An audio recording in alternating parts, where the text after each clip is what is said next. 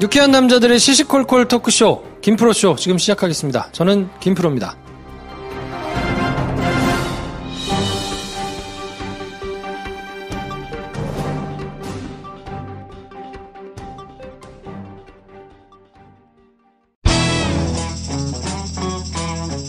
서초동 감식반장 김프로.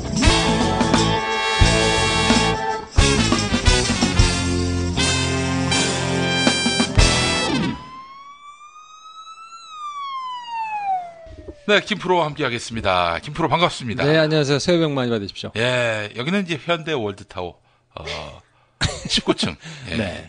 19층. 김프로쇼를 녹음하고 있는 그렇습니다. 네, 곳입니다. 제가 여기에 옛날에 13층에서 한 2년 가까이 아, 그래요? 여기 오피스텔 사무실 썼었어요. 아. 예. 그때는 이제 월 한 60만 원 정도 냈는데 어때요, 지금? 비슷합니다, 지금. 비슷해요? 네, 비슷해요. 그러니까 목동에서 여기가 할렘가로. 그렇죠. 목동에서 가장 처음 지어진 오피스텔이기 때문에 선호하지 않습니다. 네. 할렘가예요, 할렘가. 이게 언제 무너질지 모릅니다. 그런데 말이죠. 우리 김프로의 그 사무실을 와보니까 SBS가 보여요. 아, 내려다보고 있어요. 예. 네. 근데 아직 미련이 있는 겁니까? 아, 그런 건 아니고. 예. 이게 할렘 가다 보니까. 제일 싸서. 할렘가다 보니까, 싼 데를 고르다 보니까 그러니까. 예측장이 네. 바로 정면으로 마주 보이는 곳으로. 그러니까. 예, 그래요. 통상 이제 예측장을, 한 2년 정도는 그쪽 방향으로 오줌도 안 싼다고 하는데, 화장실도 지금 SBS 방향이에요. 이게 뭐 돌아다니고 있어요. 예. 왜냐면 만나면 이 근황을 설명하고 그리고 또 이제 술 약속이 잡히고 그렇지. 뭐 이런 게 있기 때문에 기왕이면 예측장이 낫다. 근처가. 예. 청계천 시대를 잡고 목동 시대를 열었는데 사실 뭐 청계천보다는 목동에 있는 게 더 폼이 납니다. 아, 그런가요? 예. 네. 어쨌든 축하드리고 오늘 그래서 김프로와 함께 김프로 사무실에서 픽처 컴퍼니. 예. 정영진이는 빅 커뮤니케이션인데 이거는 또 빅 픽처군요. 예, 그래요. 하여간 빅을 너무 좋아하는 것 같아서 하여간 좋습니다. 네. 커야죠. 사실은 뭐든지 커야 됩니다. 예, 자 김프로 일주일 동안 방송을 쉬었어요. 그렇죠. 어떻습니까? 이게 정말 이 노예에서 탈출한 사람들이 쇼생크 탈출해 보면 그런 대목이 나와요. 예. 그 평생 감옥을 나가고 싶어가지고 예. 감옥을 나가겠다고 막 하다가 모건 프리만이 예. 감옥을 정작 나왔는데 예. 너무 어떻게 해야 될지 모르는 거죠. 그래서 오줌 싸러 갈 때도 그 아르바이트 하는 주인한테 네. 허락을 받으니까 짜증을 내죠. 그건 그냥 가도 된다. 왜 이렇게 허락을 자꾸 받냐. 그렇지. 약간 그런 트라우마에 시달리겠습니다. 알겠습니다. 근데 이제 사실은 이제 김프로를 보내드리려고 했는데 네. 제 아내가 일생의 김용민 브리핑을 들어본 일이 없는 제 아내가 김프로 코너가 막을 내린다고 하니까 뭐 이혼하자고 막 이래서. 그래요? 그래서 안 되겠다. 가정의 평화를 지키기 위해서 김프로를 붙잡아야겠다. 네. 해서 제가 이젠 갑을 관계가 바뀌었습니다. 네, 그래서 주말마다 우리 김프로를 만나도록 하겠습니다. 잘 부탁드리고. 그동안 이제 일간지였다면 이제는 주간지 아니겠습니까?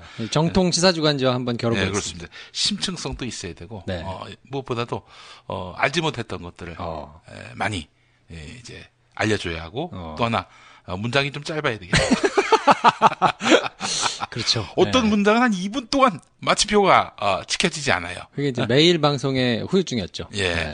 그런 식으로 태업을 한 것은 아닌지 하는 그런 생각도 해봤고. 자, 그렇습니다. 오늘 이제 일주일 동안의 이슈들 중에서 한번 꼭 짚어봐야 될 특히 사법과 연관된 사안들 살펴볼 텐데 박근혜가 아주 개망신을 당했습니다. 그렇죠. 이번 주, 한 주 동안에 있었던 이 서초동 소식 중에는, 박근혜 이제 형량이 추가된, 그 추가 기소된 내용이 이제 가장 컸다고 볼 수 있고요. 예.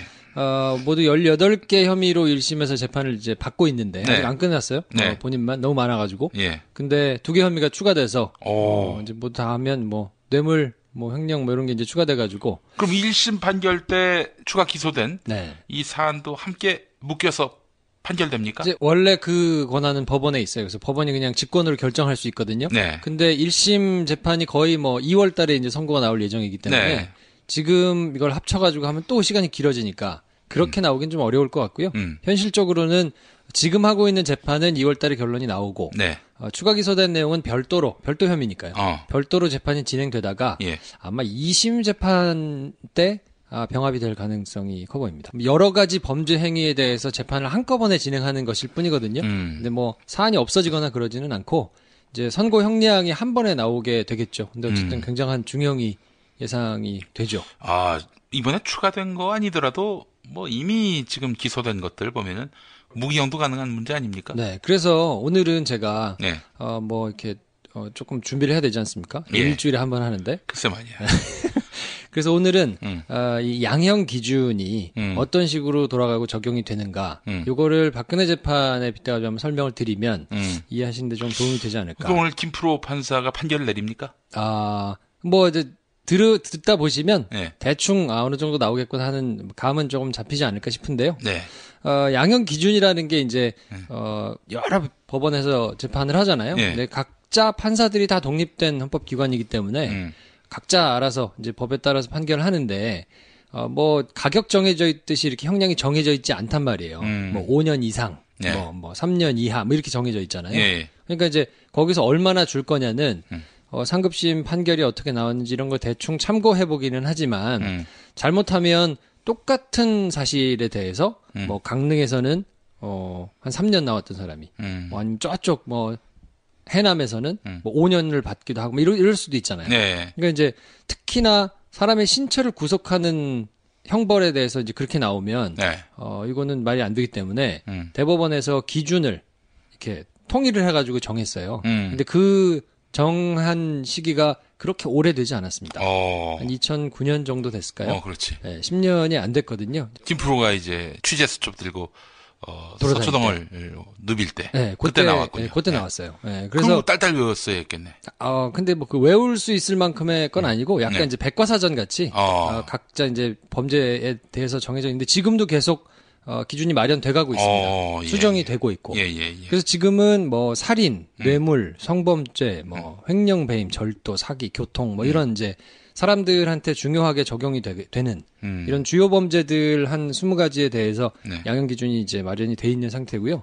양형 기준이 없는 범죄 같은 거 있을 거잖아요. 네. 뭐 우리가 지난해부터 아주 많이 들었던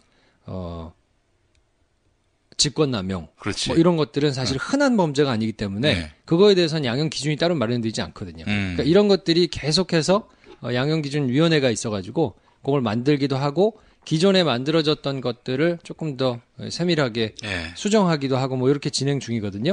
근데 뇌물죄는 제가 예전에 말씀드렸듯이 살인죄보다 더 무섭게. 그래요? 네. 살인죄 다음으로. 무섭게 이 처벌하고 있는 범죄예요.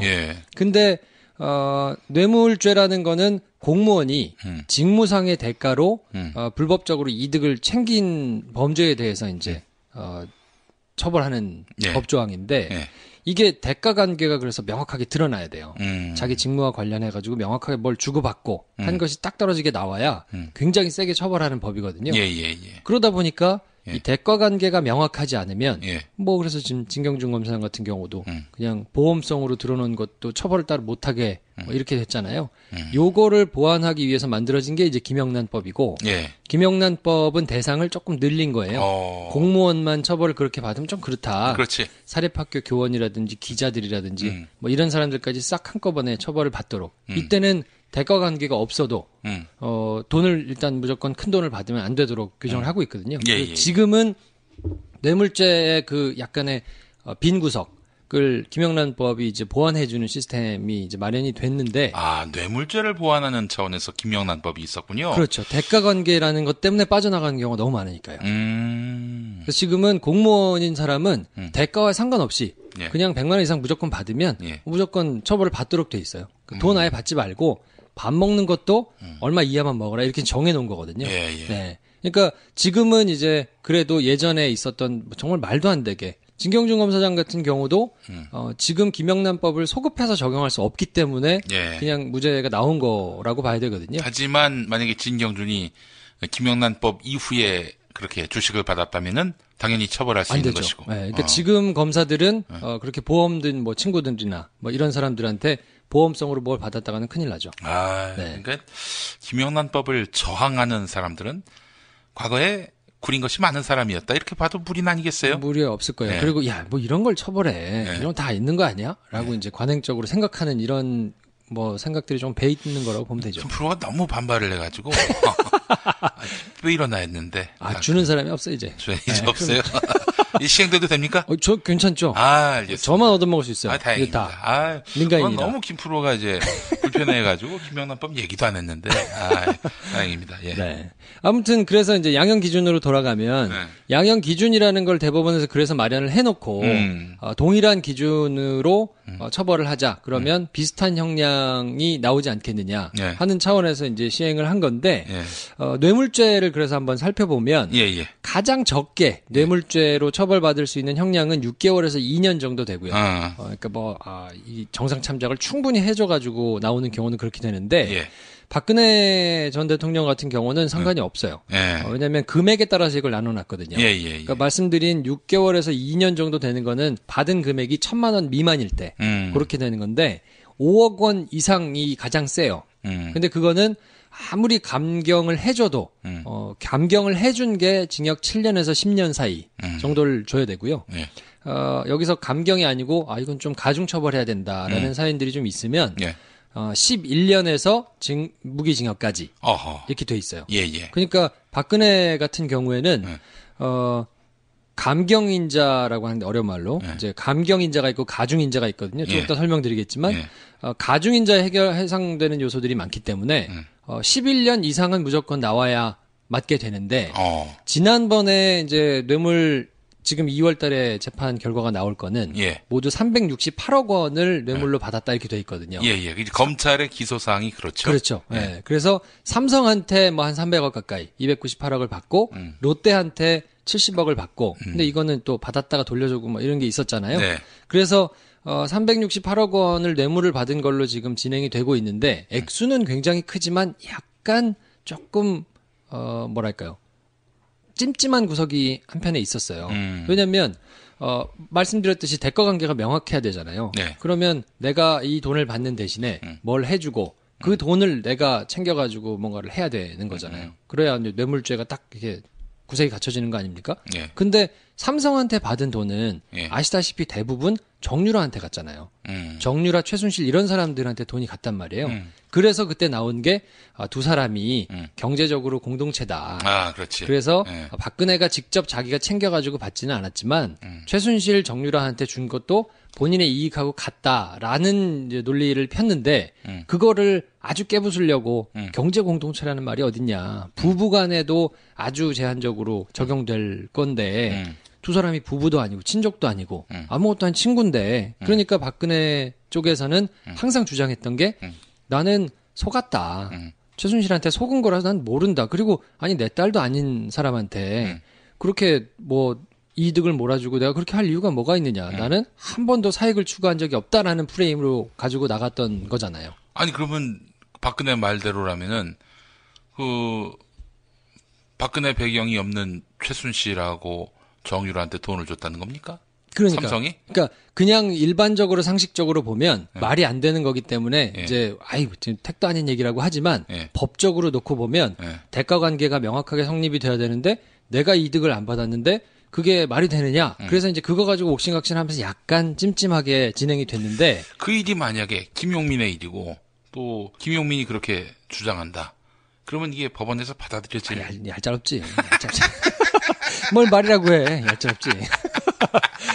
이게 하여튼 센 사람들한테 약하고 또 더군다나 박근혜는 이제 뭐 개털이 됐지만 삼성이라는 또 하여튼 뭐 경제 대통령이라고 뭐 비아냥거리는 사람들도 많은데 뭐 하여튼 그런 금권을 가지고 있는 권력과 연관된 일이니까 그게 아무튼 법리적으로 놓고 세밀하게 따지자 보면 하여튼 좀 상식과는 괴리된 결과가 나오는 경우가 꽤 많았단 말이에요. 그래서 그게 한동안 굉장히 찜찜했었는데 이번에 추가 기소된 내용으로 그게 완전히 까부서졌어요. 완전히 까부서졌다. 그렇죠. 우리 김프로가 이렇게 단정적인 표현을 잘 안 쓰는데. 완전히 까부서졌어요. 완전히 까부서졌다. 왜냐하면 이번에 지금 그 국정원에서 나온 돈을 십실반을 계속 받아가지고 챙겨서 썼다는 돈이 전부 다 하면 36억 5천이에요. 근데 그 중에 16억 원 정도는 어디로 갔는지 아직도 못 찾았어요. 근데 20억 정도는 다 본인이 썼어요. 그러니까 말씀드렸듯이 양형 기준상 5년 이상이면 그리고 거기에 가중되는 요소들이 있으면 징역 11년 이상 무기징역까지 받을 수 있는데 본인이 5억이 훨씬 넘는 돈을 뭐 기치료하는데 주사하는데 옷 입는데 뭐 이런 데를 다 쓴 거예요. 자기 집 관리하는데. 그렇죠. 집 관리도 하고 뭐 대포폰도 쓰고 뭐 하여튼 그런 데 들어간 돈이 나온 거죠. 물론 박근혜와 최순실을 아직 조사하지 않았다는 점은 하나 있기는 합니다만 나머지 사람들의 진술이 굉장히 세세하게 그리고 여러 명의 진술이 들어맞는단 말이에요. 그럼 굉장히 불리하죠. 예. 근데 지금 2월 달에 재판 결과가 나올 거에서는 경제 공동체라는 것만 까부수고 들어가면 뭐가 있냐면 그 양형 기준 중에 뭐 복잡하게 설명드리면 어차피 헷갈리실 테니까 책임의 경중을 따져야 되잖아요.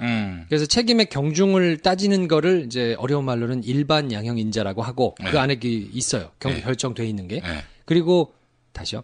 그 안에 있어요. 기준으로 이렇게 설정이 돼 있는 게. 그리고 그 정도가 얼마나 심한가를 보자 하고 정도를 따져서 보면 가중할 건지 감경할 건지 뭐 요거를 결정하는 거를 어려운 말로 특별 양형 인자라고 하거든요. 그렇죠. 그러니까 특별 양형 인자로 먼저 정해놔요. 그런 다음에 몇 년형을 줄 거냐 그 안에서 11년부터 무기까지 있으니까 그러면 가중해서 주면 그 안에서 몇 년형을 줄 거냐는 이제 일반 양형 인자로 따지거든요. 근데 그 안에 이제 뇌물죄 그 지금 가중인자 감형인자를 따져보면 이렇게 돼 있어요.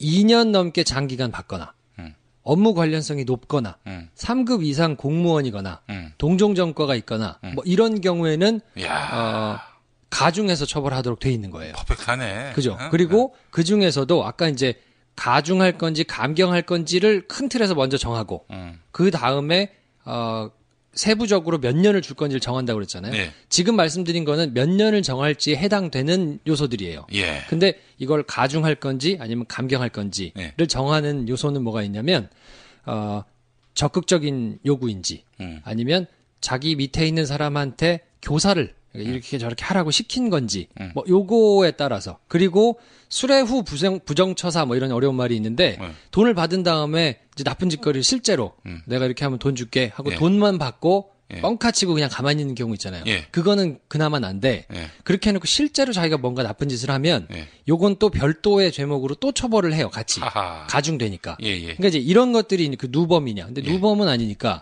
누범의 경우만 제외하면 나머지는 다 해당이 돼요.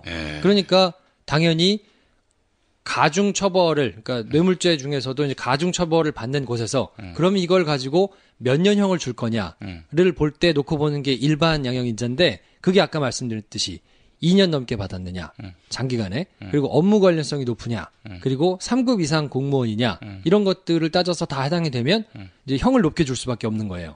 근데 지금 368억 원 지금 2월 달에 재판 결과 나올 지난번 진행되고 있던 그 재판에는 2년 넘게 장기간 받았다는 것도 약간 애매하죠. 그리고 업무 관련성이 높으냐도 약간 애매하잖아요. 그리고 감형인자의 뭐가 함경 요소에 뭐가 있냐면 수사가 시작되기 직전에 뇌물을 돌려줬거나 아니면 자수했거나 뭐 심신이 미약하거나 이런 경우에는 아까 말씀드린 이제 이게 특별 양형인자여가지고 감형을 하도록 돼 있어요. 근데 이거에 해당이 될 수도 있을 부분들이 약간씩 있단 말이에요. 그 롯데는 돌려줬죠. 최순실 와가지고 자수한 형태로 들어왔죠. 그리고 뭐 아프시다고 계속 하잖아요.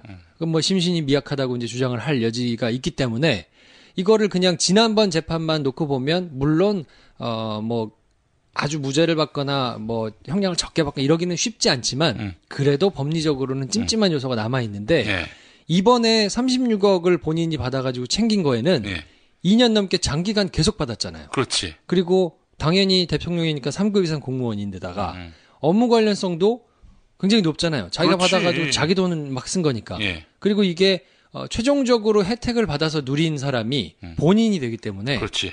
이거는 죄질이 굉장히 나쁘고 가중처벌 받을 수 있는 게 36억 안에 이제 그중에 20억을 자기가 뭐 자기 이제 수화 부리거나 뭐 이런 데 썼다는 거니까 요게 인정된다 그러면 나머지가 다 꽝으로 나온다 하더라도 이것만 가지고도 굉장한 중형이 이제 예상되는 거여서 그 중에서도 가중이 되고 가중에서도 더 높은 형을 받을 수밖에 없는 게 나오거든요. 그러니까 일단 아무리 천지가 개벽해가지고 적게 받아도 11년 이상은 나오는 형이고 네. 가중되는 요소들이 이제 여러 개 있었으니까 그러면 더 올라간다고 봐야 되는 거죠. 그러면 이제 본인의 나이 뭐 이런 거를 이제 다 고려해가지고 형을 줄 텐데 최순실한테 25년을 구형했으니까 적어도 그것보다 적게 나오기는 어렵다고 봐야 되는 거죠. 그러면은 이거 뭐 25년이라고 치고 최저 그럼 이제 박근혜 나이가 68 더하기 25 하면은 이게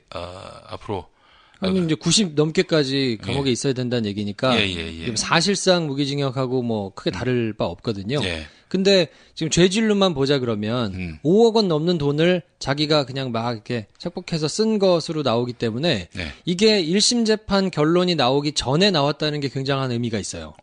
왜냐면 지금 이 관리를 20억이나 되는 돈을 현금으로 받아가지고 이 돈에 대해서는 청와대에서 4명만 알았다는 거 아니에요?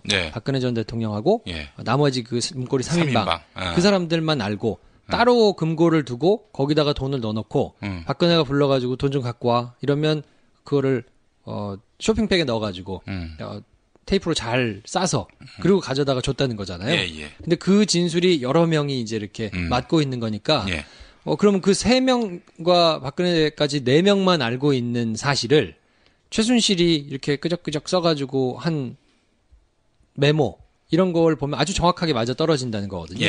그러면 야 이걸 박근혜가 지시해가지고 다 운용하는 돈의 내역을 어디로 어떻게 가는지를 최순실이 명확하게 알고 있었다는 얘기가 되니까 이제는 경제 공동체가 아니다 몰랐다 하는 내용도 허물어진 거거든요. 그러면 368억 원을 뇌물을 수수하고 70억 원 뭐 나중에 돌려주고 어쩌고 했지만 이 내용도 빠져나가기가 쉽지 않아졌기 때문에 이 내용도 중형이 예상되는 데다가 그 이후에 나온 36억은 개인이 착복해가지고 쓴 것으로 해당되니까 이거는 25년형 보다 적게 나오기가 어렵다 사실상. 그러니까 검찰이 구형 잘 봐줘서 구형해도 20년에서 25년은 그냥 기본으로 베이스로 깔고 갈 수밖에 없다. 무기로도 구형할 수도 있겠죠. 그럴 수도 있죠. 네, 충분히. 사형까지는 아니겠지. 일단은 사용은 못하도록 돼 있어요. 최고로 할 수 있는 게 무기까지니까.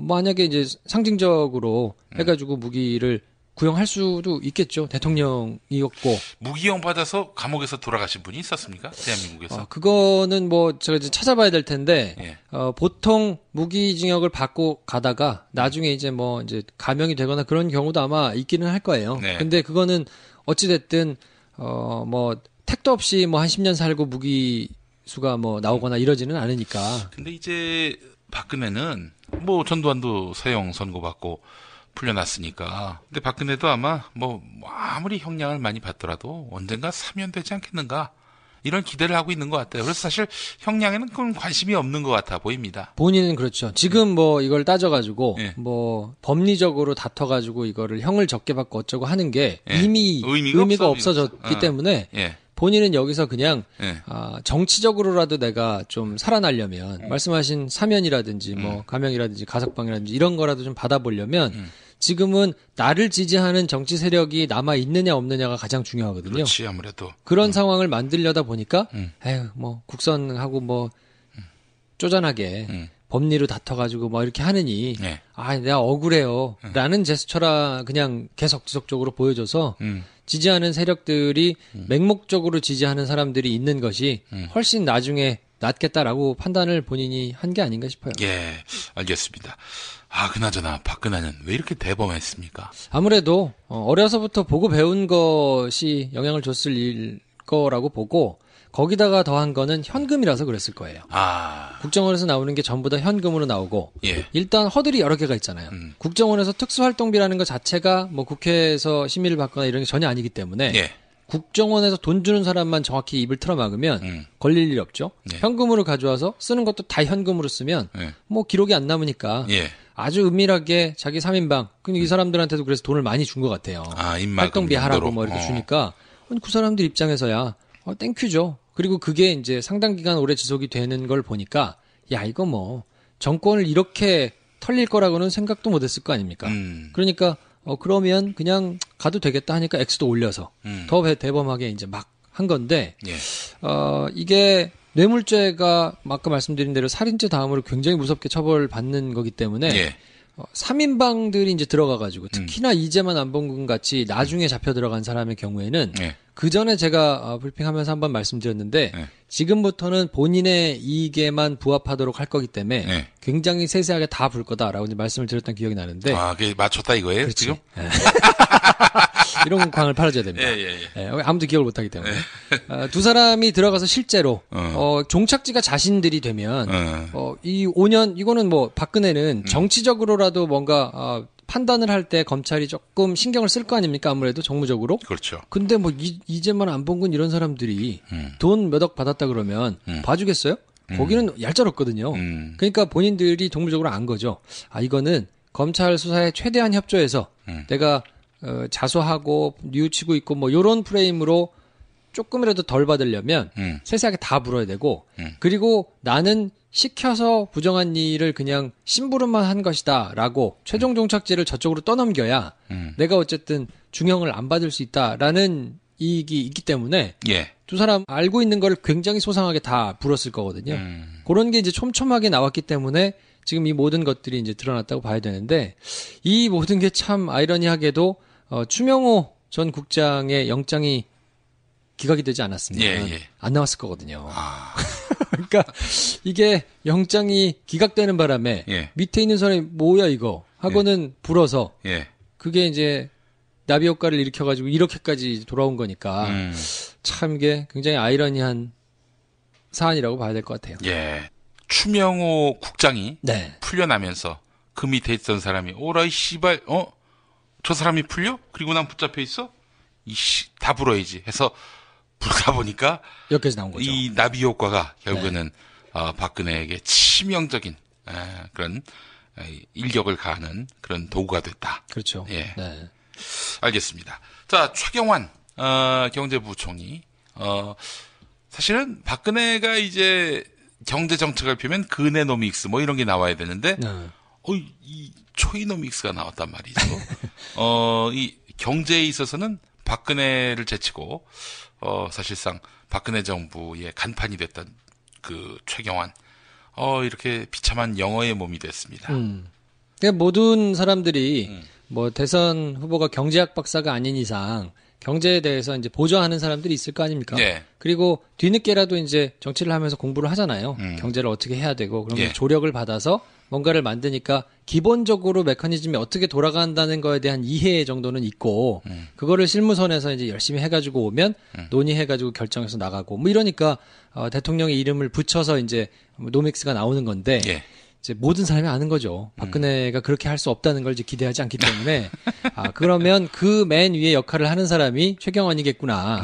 또 이제 경제학을 공부했으니까 뭐 대선 후보 비서실장도 하고 집권 여당의 원내대표도 하고 경제부총리도 하고 거의 뭐 친박계 중에는 이제 2인자라고 불려도 손색이 없을 만큼 실세 중에 실세였는데 예산 편성권이 있는 경제부총리를 했기 때문에 그리고 친박계 실세기 때문에 국정원이 이제 돈을 갖고 와라 했을 때 실무자 중에는 실제로 사표를 쓸 생각으로 반발을 했던 사람도 있었다는 거 아니겠어요? 글쎄 말입니다. 근데 어쨌든 그렇게 해도 막을 수 없었던 거죠.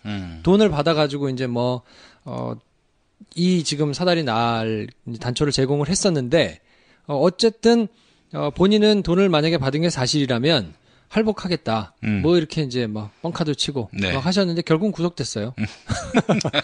그리고 이우현 의원도 대표적인 친박 인사 중에 한 명이었던 공천원금 비롯해서 한 10억 원대 이제 뇌물수수한 혐의로 이제 구속이 됐거든요.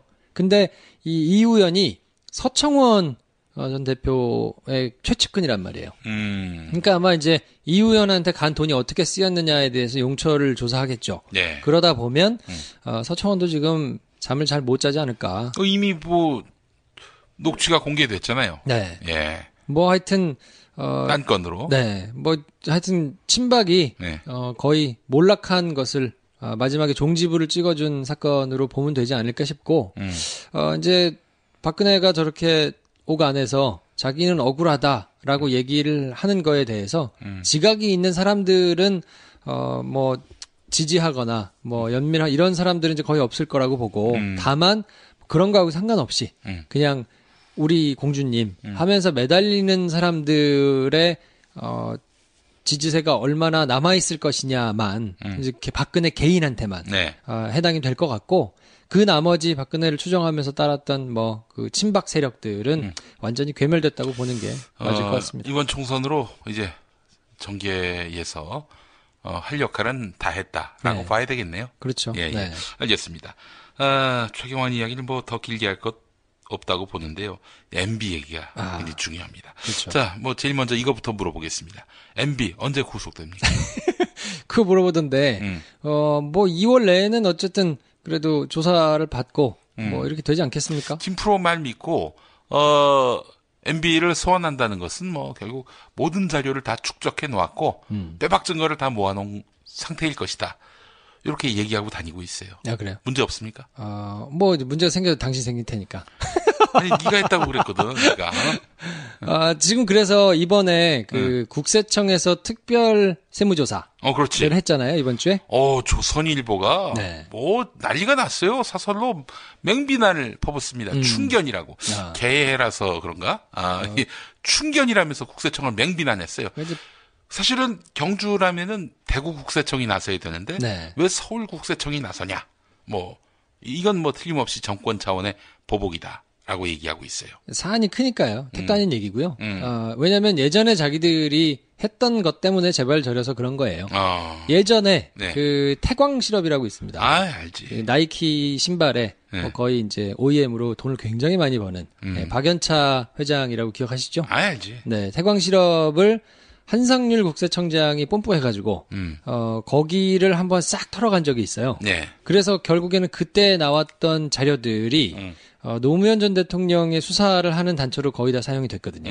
그리고 불러가지고 이제 막 잡들이를 하면서 불어라, 뭐 A4지를 주고 써라. 그래서 이제 사람들 쭉 이름을 썼던 것이 그때 관련돼서 기소된 사람들이 23명이었거든요. 근데 어쨌든 국세청이 특별 세무조사에 나섰다는 것은 그리고 특히나 조사사국이라고 하면 서울청 조사사국이라고 하면 검찰로 치면 뭐 특수부에 해당되는 부서거든요. 저승사자. 그렇죠. 그러니까 조사 1국은 아주 일반적인 뭐 세무조사를 하는 것이에요. 정기 세무조사를 하는 것이고 네.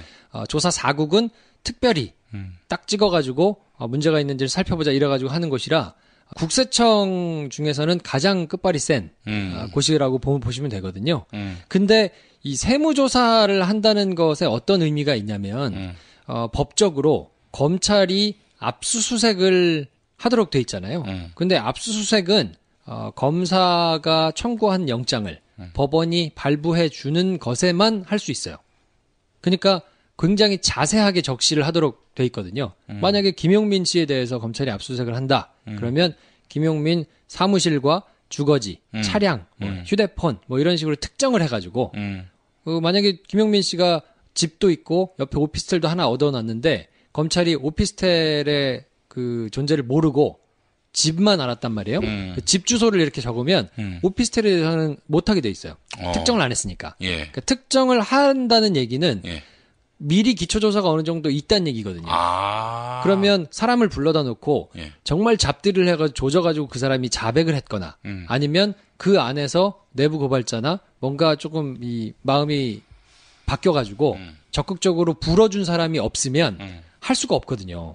그러니까 그런 걸 특정하도록 해가지고 하는 압수수색은 뭔가 실체적인 진실을 밝히는 데 있어서는 굉장히 제한적이라고 볼 수 있는데 국세청 세무조사는 뭐가 있냐면 자료를 그냥 다 갖고 올 수 있어요. 갖고 올 수 있다? 영장 없이. 그게 불법이 아니에요. 왜냐하면 여기는 세무와 관련된 자료를 봐야 되기 때문에 그치. 이거는 뭐 특정해가지고 무슨 서류 갖고 컴퓨터 갖고 이렇게 아니고 그냥 들어가서 싹 다 그냥 싹 다 가져올 수 있어요. 그러니까 그 예전에 노무현 전 대통령 수사를 청부 수사를 하면서 태광 실업을 세무조사를 한 거거든요. 강금원 회장의 회사도 그런 식으로 털었고 무조건 가가지고 자료를 다 털어온 다음에 그러면 자료를 확인하다 보면 이건 조금 문제가 있는 서류인데 세무조사와는 관련이 없는 문서일 수도 있지 않습니까? 예. 그런 것들은 검찰에 넘겨줍니다. 고발을 하면서 같이. 예. 그러니까 그것들이 수사의 단서가 될 수 있는 거예요. 그러니까 다스와 같은 경우는 조사사국에서 내려가가지고 지금 경주 본사를 비롯해서 1공장, 2공장, 3공장도 지금 다 한꺼번에 동시에 조사를 했거든요. 그러니까 여기서 국세청이 싸그리 자료를 가져다가 컴퓨터니 장부니 뭐 이런 거를 가져다가 조사를 한다는 얘기는 이게 나중에 검찰 수사에 굉장한 단초로 사용될 수 있는 것들이 많이 포함되어 있을 거기 때문에 예. 관계자들은 지금 죽을 맛일 거예요. 굉장한 의미를 가지고 있습니다. 그리고 이게 이렇게 자료가 어느 정도 확보가 되고 진행이 좀 돼야 수사를 하는 과정에 있어서도 자료를 이미 가지고 분석을 한 상태에서 사람을 불러다가 조지는 거하고 이런 게 없이 그냥 심증만 가지고 조지는 거하고는 차이가 굉장히 나거든요. 근데 뭐 많이 불태웠고 그렇게 증거인멸을 한 상태고 벌써 뭐 그 논란이 있은 지 10년이 넘었는데 그렇죠. 과연 온전하게 자료를 남겨놨을까 이런 의구심이 들어요? 그럼요. 분명히 그럴 수 있고 너무 늦게는 됐는데 그럼에도 불구하고 지금 뭐 추명국장 영장이 기각되면서 이런 게 터져나올 줄 몰랐잖아요. 예. 그러니까 이런 식으로 전혀 생각하지 않았던 그리고 자료를 없앤다고 하더라도 전혀 생각하지 못하고 어딘가에 이렇게 쑤셔 박혀져 있던 문서들이 분명히 있을 거거든요. 예. 그러니까 이런 것들을 특정해가지고 영장에 의해서 가져오는 게 아니고 그냥 다 가지고 올 수 있는 걸로 지금 조사를 한다는 거는 뒤늦게나마 수사를 하는 차원에서는 좋은 거라고 봐야 돼요. 좋은 신호라고 봐야 되고 예. 관련자들은 그래서 굉장히 불안할 거예요, 사실은. 격리 직원이 3시간 전에 도망갔어요. 도망갔다. 네. 이거 어떻게 봐야 돼요? 그거는 이제 아무래도 MB 정부 때부터 쭉 성은을 입었거나 아니면 내부적으로 이제 뭐 영포라인 이렇게 친한 국세청 관련자들이 있을 거 아닙니까? 예. 어차피 국세청 직원들도 다 이렇게 아름아름 검찰이 굉장히 폐쇄적으로 자기들끼리 밀어주고 끌어주고 하는 게 있듯이 국세청 직원들도 굉장히 그 동질감이 강하거든요. 만나보면 실제로 국세청 선후배가 굉장히 끈끈하고 예. 나가가지고 다른 업무를 해도 뭐 아름아름으로 이렇게 다 도와주고 그러거든요. 예. 그러니까 아무래도 그런 차원에서 내부에서 정보가 샜을 가능성이 높다고 보고 그래서 자기 노트북과 뭐 이런 거를 가지고 급히 3시간 전에 이제 도망을 갔다고 하는데 그래도 아주 커다란 흐름을 다 막아내기는 쉽지 않을 거예요. 그리고 말씀드린 듯이 횡령 금액도 뭐 처벌을 받는 게 격리 직원이 그제 이제 뭐 120억을 다 횡령해가지고 그 중에 일부만 쓰고 나머지는 못 쓰고 가지고 있었다는 거잖아요. 네. 그러면 120억이 전부 다 그 사람 횡령 범죄로 요일이 된다고 하면 그 사람 입장에서는 또 붙잡혀가지고 만약에 나중에 조사를 받을 때는 생각이 다를 수 있을 거거든요. 아무래도 뭐 자기가 다 뒤집어 쓰는 거는 상상도 못할 일이고. 그렇죠. 뭐 가져갈 수 있는 것도 아니고. 그럼 누가 시켰어요? 이렇게 불 수밖에 없는 것이고. 그러니까 대세를 거스르기에는 쉽진 않을 건데 물론 아쉬움은 좀 있죠. 그 사람의 컴퓨터, 노트북 뭐 이런 것이 다 확보가 됐다 그러면 조금 편하게 쉽게 갈 수 있었을 텐데 그러진 않으니까 조금 복잡하기는 할 겁니다만 그래도 어쨌든 지금은 국세청 직원들, 검찰 직원들이 의지를 가지고 살펴본다는 말이기 때문에 어쨌든 좀 의미 있는 결과가 나올 가능성이 높아졌다. 네. 이렇게 보시면 될 것 같습니다. 알겠습니다. 격리 여직원이 120억을 삥땅을 쳤다. 그러면 MB가 실소유주라면 가만히 있지 않죠. 그럼요. 근데 도로 토해냈다는 이유로 다시 회사 잘 다니고 벌써 10년이 지난 거 아닙니까? 네. 그리고 이거를 뭐 단순한 정치 보복 뭐 이런 프레임으로 덮어가지고 물타기하고 적당히 지나갈 수 있는 수준은 지난 것 같아요. 조선일보는 그딴 사설 내놓고 국민들이 동조할 거라고 생각하고 참 본인들 신문을 잘 안 본다는 사실을 이제 생각하셔야 될 텐데. 이제 한 명의 독자만을 위해서 네. 그 사설을 실었는지는 모르겠습니다만은. 참 안타깝습니다. 예. 자, 그래 오늘 또 김프로와 함께한 시간이었습니다. 네. 이렇게 또 밖에 나와서 하니까 졸립네요. 네. 졸려요. 또 일간에서 이제 주간으로 바뀐 서초동 감식방장 김프로 네. 오늘 목동에서 만나봤습니다. 예. 알겠습니다. 이제 뭐 매주 서초동에서 가장 핫한 사건들을 좀 정리해가지고 여러분들 알아듣기 쉽게 정리해가지고 말씀드리는 거를 계속 준비 잘 하겠습니다. 자, 김프로 지수로 MB의 소환일. 네. 한번 딱 날짜를 한번 박아보시죠. 요거는. 어제 정청래 전 의원은 네. 찝었어요. 뭐라고? 2월 8일. 그래요? 예. 그런 거는 뭐 작년 연내에 소환된다고 뭐. 그분도 보니까 음력이더라고. 의미 없다고 보고. 근데 대세로 2월 안에는 어쨌든 될 거다 이런 분위기가 많더라고요. 근데 대개는 수요일 아니면 목요일 부른다고 하더만요. 아무리 조금 예우 차원에서 뒤에 불러주긴 하겠죠. 뭐 월요일, 화요일 이때보다는. 2월 8일로 얘기했는데 김프로도 날 박으세요. 어차피 뭐 틀렸다고 뭐 소환 날짜 때문에 뭐 사람의 격을 얘기하진 않으니까. 아 그래요? 그거는 한 주만 주십시오. 제가 한 주만 검토를 해보겠습니다. 알겠습니다. 자, 우리 김프로와 함께한 시간이었습니다. 다음 주에 또 뵙도록 하겠습니다. 네, 다음 주에 뵙겠습니다.